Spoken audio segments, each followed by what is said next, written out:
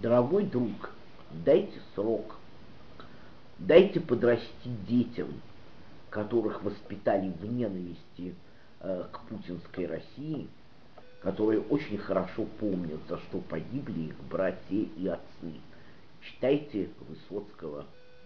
И вдовы их водой помянут, и спрячут их детей в горах до той поры, пока не станут держать оружие в руках. Этот роман нам принесет еще сюрпризы. Чеченцы воевали 200 лет. Сначала воевали с Ермоловым, и 16 его памятников на месте нынешнего Грозного были ночью народными мстителями разбиты и демонтированы.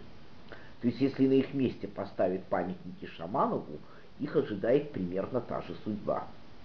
Да, потом Александр Освободитель что-то понял и прекратил Чеченскую войну, не заметив, что Чечня не подчинилась, что подчинился только Шамиль, что сдался только Дагестан, что Байсангур остался несломленным, он закрыл глаза на поведение Горной Чечни и просто правильно сделал. И все думали, что все кончено, что чеченцы смирились, пока в следующий раз к ним не полезли большевики в 18 году. И вот тогда большевики увидели небо в алмазах. И опять думали, что чеченцы смирились. А потом последовали 40-е годы, когда чеченцев пришлось тотально депортировать, потому что они создали Сталину массу проблем.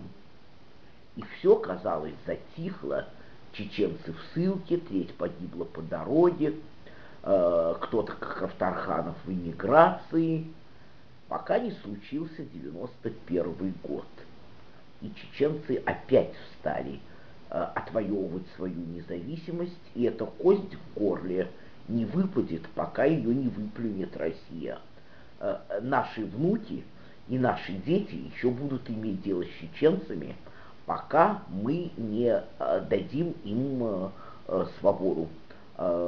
Они ее, в конце концов, возьмут сами, потому что Россия, как государство, делает все, чтобы прийти к неизбежному концу. Так что не волнуйтесь, дайте подрасти детям, они встанут на гребне тех же Кавказских гор, и мы опять будем иметь с ними дело. Это чеченский народ, он никогда не сдается.